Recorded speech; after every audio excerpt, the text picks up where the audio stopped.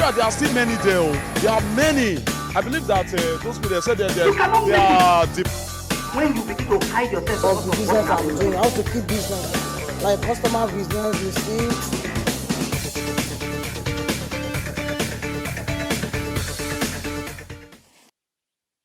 Hello and welcome to the program. I am Oyin Adekunle. At least 34 migrants have died in a shipwreck in the Western Mediterranean with 26 survivors, the UN Migration Agency said, quoting a statement from Morocco's Interior Ministry. It added that the 60 migrants aboard were from sub-Saharan Africa, and investigations showed that the organizer of the risky crossing was from Mali. Well, this certainly may not be the last of the cruel deaths of migrants recorded on the Mediterranean, as privately operated Aquarius rescue ship has been made to dock in the port of Marseille in southern France after Panamanian authorities revoked its registration. Before losing its flag, it was considered the last privately operated ship conducting rescue missions on the Mediterranean.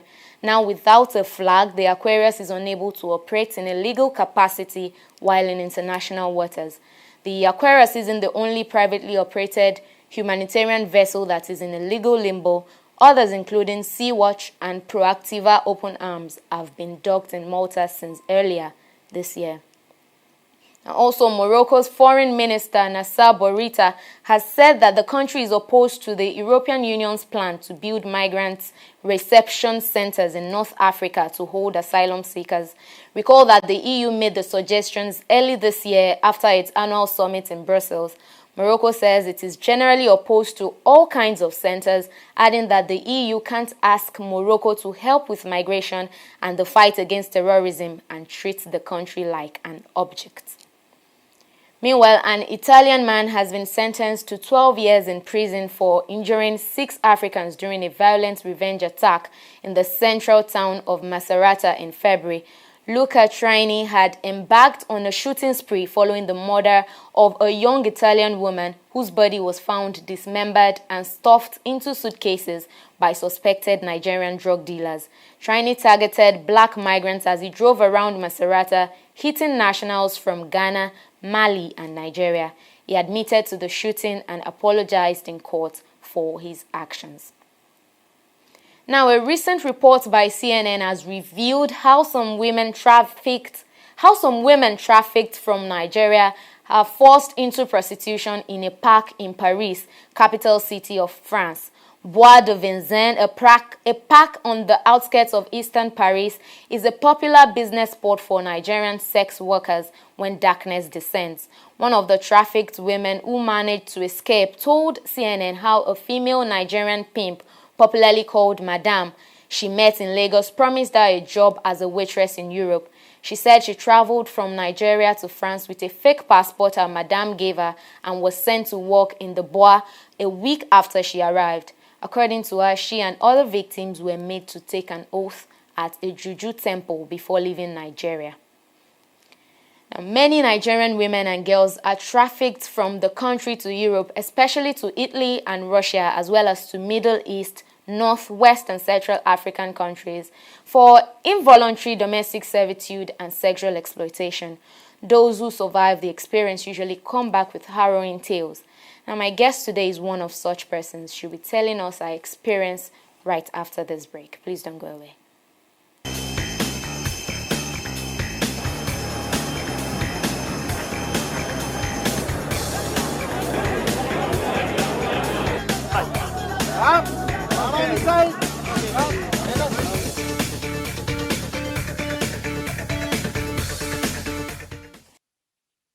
You're welcome back to the program. Like I said earlier before we went on the break, I did say that I have in the studio a guest who has been through a lot, who has seen and is here to share our experiences with us. Many thanks for joining me on the program, THERIETTA. Thank you for having me here too. You're welcome once again. Thank you. Yes, THERIETTA, let me begin by asking you, why did you leave Nigeria? Okay, well, I left Nigeria. I was faced with insecurity, unemployment, and faith in the future. So I felt, looking at where I was coming from, and looking at what I wanted for myself, I felt the best thing I could do was to go fetch for what I wanted for myself. And that kind of opportunity came across my path through a certain means, which is called survival of the fittest. So for me, it's not basically why I went or the general reason why we always want to go out of our own environment to have a better pasture for ourselves. Survival of the fittest. Yes. Which is justifiable, of course. But Okay. what were you doing before you left Nigeria? Okay, I was into cakes and event management, catering services, and I do teaching too. I teach. To other point, it wasn't working out too well for me the way I wanted. One, two, I had too many things to deal with. So it made me feel like I needed more to help myself if I really wanted to move from where I was at that point. So that's like the reason I wanted to step out of the box I was in. And stepping out of the box means you traveling out or you going out of your environment for greener pastures. At what point did you now decide that that was what you wanted, and how did you go about it? All right.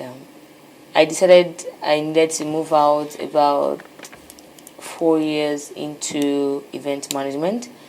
And the reason I felt it was so was because I got faced with bigger opportunities than I used to have. On a normal weekend and a normal month end base, I'll probably just get a mini event management for 100 people, 50 people. But I was getting faced with 200, 250, and then they were calling for, in quotes, bigger management than I could handle at that point. And to my own reasoning, I felt the best way I could meet up with the kind of demands I was getting at that point was to go out and learn. Whereas I could learn right here, get better right here, and do more right here. But based on the fact that I felt, and now the feeling comes from the natural thinking that I needed to step out of my comfort zone to be better, to make influence, to make impact. But stepping out of the comfort zone would actually expose you to some kind of risk that you naturally wouldn't think about. So for me, that was just basically. But were you prepared for the risk? Did you have the means to step out of your comfort zone? Let me ask you. Okay, now I did not, because I didn't envisage the kind of risk I was going to be taking. I didn't have that means, but eventually I got to put up with it because I'm naturally a strong person. And then getting to know what I was involved in at a particular point, I felt like, hi sweetheart, you just had to sit right now, you've seen it, you've heard it, all you need to do is you just brace up and walk up to it, like face this thing, and that's the only way you can come out of it. Without facing it, you can never come out of it. So now let's talk about the things that you faced. Let's talk about your experiences. All right. Where were you heading to? Where did you decide to go to? They would give you different stories for whoever it is that's going to put you through traveling. They'll tell you you travel, you go to Europe, you do this, you do that, all of the stories. But then they'll give you a particular destination that you wouldn't be able to deny with. And for me, it was Malaysia. Like, okay, you're going to Malaysia to go. Malaysia, we all knew then that Malaysia was very good when it comes to cosmetics, when it comes to hair products, when it comes to clothing and all that. So they'll tell you you're going to Malaysia to make hair for people, fellow Nigerians. and Malaysian citizens and all that, and then she make money from it, and then she get to buy hair products, you sell over there while you're there, and when you're ready to come back home, you come sell at home, and if you want to go back, you could go back, and if you want to stay here and order for your goods, you could. So they'll give you very favorable conditions that will make you feel okay. A very optimistic person, a very strong person would say, okay, It's a good thing to do. Let me give it a try. And that was how it happened. And Malaysia became a different story entirely. So what was the experience like? Well, first of all, where did you meet this person that introduced you? That all right, it was an event that I catered for. They liked my services. They liked the concept. And at the ending of the part, one thing I always do, when I used to do events then, I would stay all through the whole event to make sure that everything went well, but I would watch from behind. So eventually they got to find out that I had been watching all along. And they're like, "Whoa, your concept is nice." Not every event planner would want to stay back and watch how everything goes on. But I think I like your concept. Why not you just upgrade to some certain point where you get to deal with better people, bigger people? And I was like, "Oh, that's really a nice idea." And that was how it got started. And the 3 people involved, one of them was in that party, and then he introduced me to other 2 people that were on the business train. All right. So I'll let you hold your thoughts there, and we'll go on a short break. When we come back, we'll continue the rest of that. That's okay with you, right? Yes. So we'll go on a short break now. When we return, THERIETTA is still here and she'll be telling us more of a story. Please don't go away.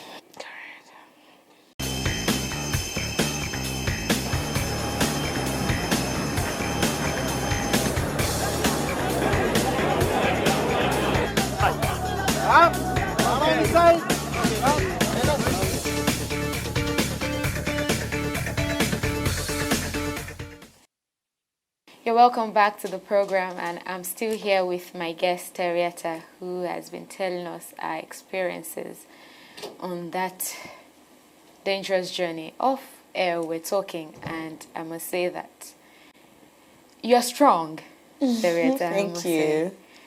What was it that you were doing? Your journey was where you experienced most of these atrocities was at Libya. What was it like? What were you doing there? Okay, for the first 3 weeks, I had to cook in a ghetto. We had about 115, both male and female, 115 inmates. And I saw a whole lot in the kitchen, right where I was cooking.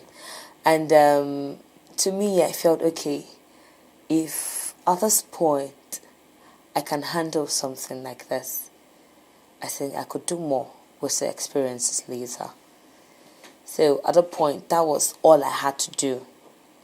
And then, as God would have it, at each point, I was faced with something new. And as it came, it didn't come unannounced, and I didn't meet it unprepared too. So for me, I met opportunities. I wouldn't say I met problems. I met opportunities to learn, to understand, and know what to do afterwards. Because I knew definitely I was going to come back home. But did you know your journey was going to be by road? I never knew, honestly. I never did. So at what point did you start to connect the dots? Like, oh, this is it. That was about Agadez. Yeah, from Agadez. I said that, okay, I think this is what you're talking about. I think. And the I think was really right. Because to an extent, it's not me. It's just the way God has created me. I get to say that somehow my instincts always 80 or 90% right. So at the point where I started connecting, like, okay, this is what you're going to be doing. This is it. I was like, it's not possible. And then just about like the next point, I'll be like, oh, so I was right. And then to me, it was like, okay, well, when I noticed the first 1, 2, 3, I knew, okay, I could come through this. But then I needed to learn, understand, and know what to do with the experience afterwards. Because I knew on the inside of me that I would return back home. How much did you pay again to your burger? 8.4 million. So with that amount of money, you wouldn't have even thought Okay. that you were going through that route. Well, you wouldn't know. They wouldn't tell you. And as much I would want to say concerning that, because there are a lot of schemes through which they would get to approach you with. The same way they approached me will be different from the same way they will approach 1,000,001 other girls. It can never be the same thing. And then, no matter the scheme they use, they would get you if they would want to get you. So for me, that was just it for me.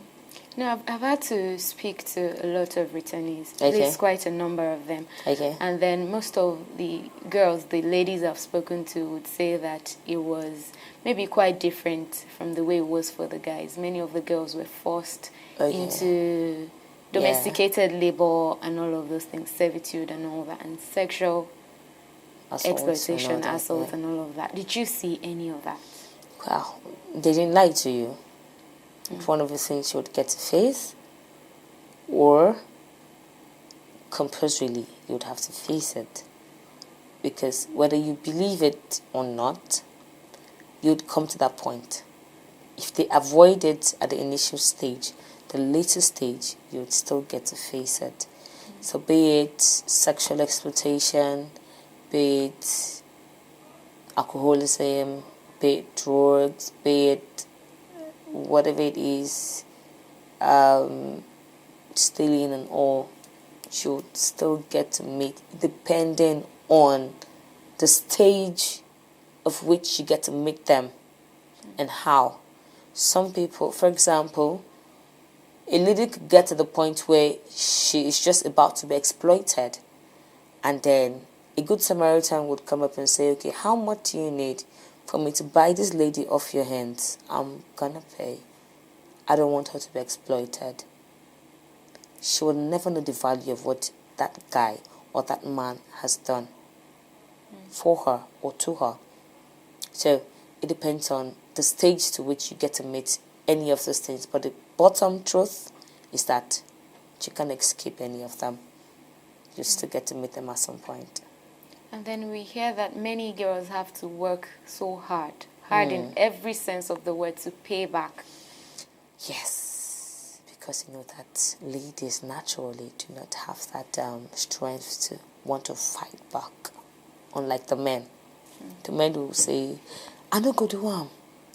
If you like, make you came in here. But a lady will go to when she gets to the point where you start hitting her, she'll be like, no, I can't bear this pain anymore. I think maybe let me just let him be. Let me just, what is it? It's not to work. Okay, fine, I'll work. So, for the ladies, it's worse.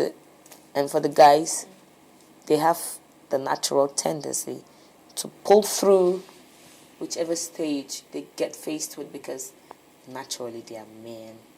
For ladies, they have limited strength to pull through.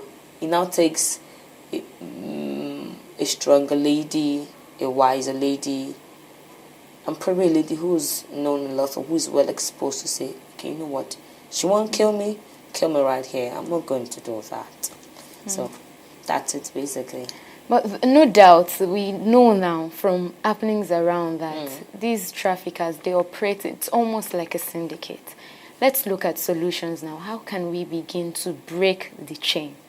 All right. First step in breaking the chain is security. Security measure in Nigeria, I would say it's at a 0 level. Because I always remember how I got moved from Keto. Now, if the security surveillance in Nigeria is on the point where it is active, you will know when something illegal or something not called for is happening between 2-3 more people. And then it's left for whoever is the security personnel in that vicinity at the point to say that I think something is going on over there. Yeah, Let's go right. watch out and see what's happening. And they'll be like, okay, it will be better for you to come there and meet that, oh, it's just a minor quarrel. It's just a little misunderstanding. And you're like, okay, you could go your way. And then if it's something that you have to hold them back, you hold them back. So for me, first of foremost is security. The security standard in Nigeria is very low. And that's the reason why we have our youths, our teenagers, getting trafficked and exploited. Secondly, unemployment. If they had standard, suitable, sustainable things doing, they wouldn't think of traveling to go make it and come back and establish. Because whether you like it or not, there are 5 major factors that would make one want to travel. You're either going for the fact that you have faith in the future, which you're looking up to. You're either going for the fact that you feel, well, my traveling is going to help me establish my business better, greener pastures, like we would say. Or you're either traveling because your family is pressuring you. You got family crisis, you got environmental crisis, you got self-crisis. Because sometimes, maybe a 10% out of 100 was a self-inflicted thing. And 80% was external factors. So, security, unemployment, what other thing? And then self. Yeah, like, what's your esteem? What's your value? What's your, what you know? What you have? Sometimes some people get threatened because you know that they got no qualification. So got no, they're not good in anything. They feel like, maybe let me travel out and do business. But in your own case, you For had me, something to hold I had on a whole to. lot. I had a whole lot. I had a whole lot to do. Insecurity was my reason, because I'm a single mother, and I didn't want my daughter going through or having to come face what I went through as a child. And then I had so much faith in what I believed in. I felt, okay, I have this, I have this, I have that. Let me go work. When I established this work point, at least that would put me through back to school to an extent, and then at least my daughter will be sorted out to an extent, and before then, at least something else will come up that is going to help me out of the present diaphragm in which I was in. But then it will take God's grace for you to see that you're gradually treading a dangerous path that would endanger your life. So when did you get back? I got back August 29th in 2017. And what was the situation you met at home when you got back? Your daughter, Really? family, how was it? I woke my daughter out of sleep about 3 a.m. in the morning. And immediately I carried her. She knew it was me. She's like, my mommy. But then I met them unannounced. I didn't let them know I was coming. Before then, like 4 months before, my mom was already panicked. Like, everybody was panicked. Like, when are you coming back? We're damn tired of all of these stories and everything. When are you coming back? Like, hope you're okay. Like, at that point, I was so anxious just getting home.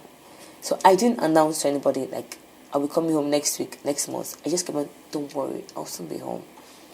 So on getting home, to like, surprised. I called from the airport. And I called my immediate younger brother. My mom's number wasn't going through. And he was like, are you serious? At the airport?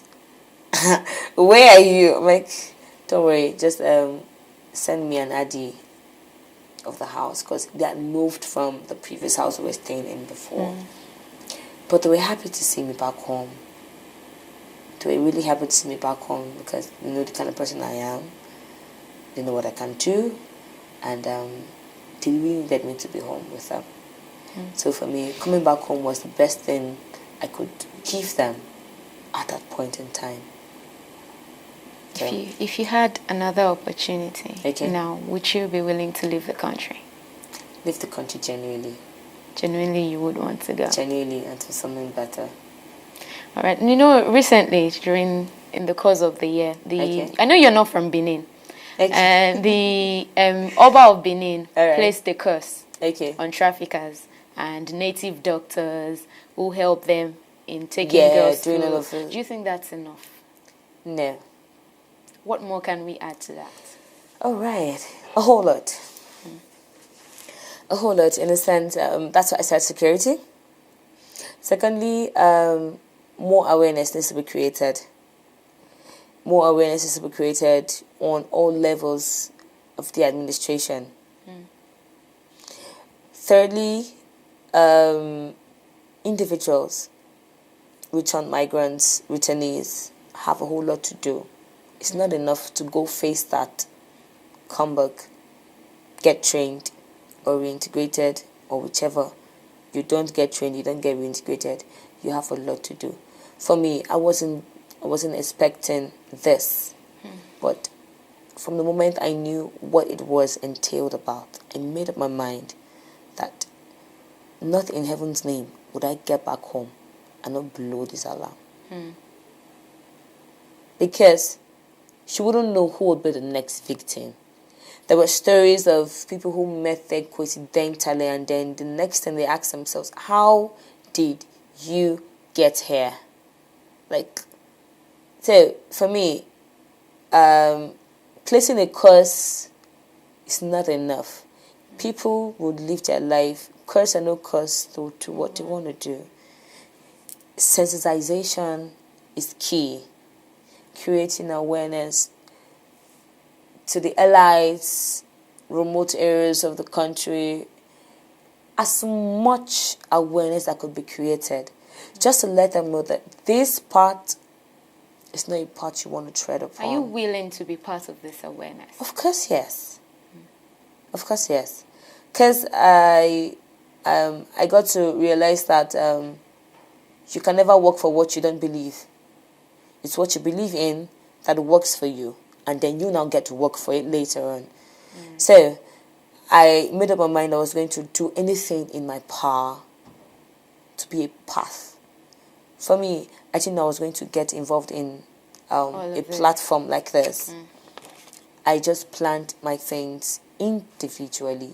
But with a platform like this, I'm ready to go all out to say I survived from this, and I'm ready to tell you all my experiences, which there are a million and endless experiences to tell out to anybody who cares to listen.